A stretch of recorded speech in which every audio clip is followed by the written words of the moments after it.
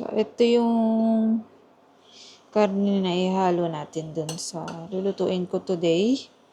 So, minarinade ko lang to ng 1/4 cup ng soy sauce, 1 tablespoon ng oyster sauce, tsaka 1 teaspoon ng ground black pepper.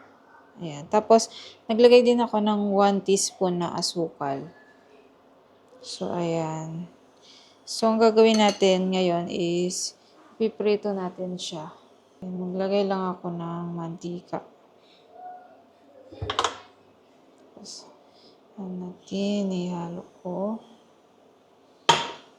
So, ganyan lang siya. Lalagay nyo lang. Ito lahat.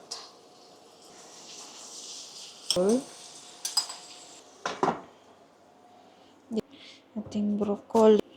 So, yun.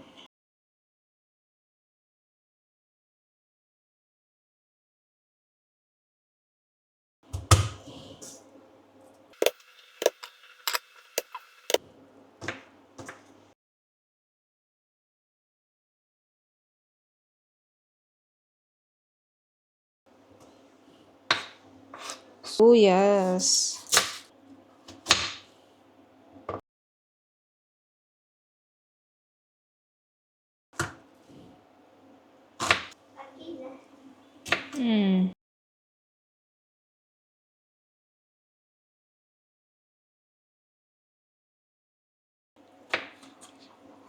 So, ayan. Sorry.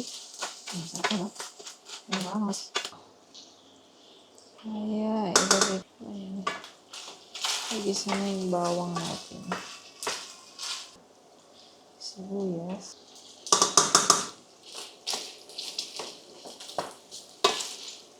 Butter. Natin. Tapos pakuluan. Itong cornstarch, tsaka water. Ayan. Pinag-mix ko lang. Para to sa, pampalapot. Marinate natin. Kanina. Para lumambot siya. Bago ko ilagay yung cornstarch. Ayan. Nyo lang siya. Ilalim nyo para pan ko yan. Para maluto yung kanyang dahon. Yan siya. Tapos takpan natin.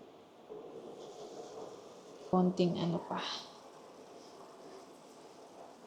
Diba? Lalambot na siya dyan. Kasi nga, nag-evaporate yung sabaw. Ang init. So, ayan. Medyo malambot na yung ating broccoli. Ilagay ko na tong cornstarch na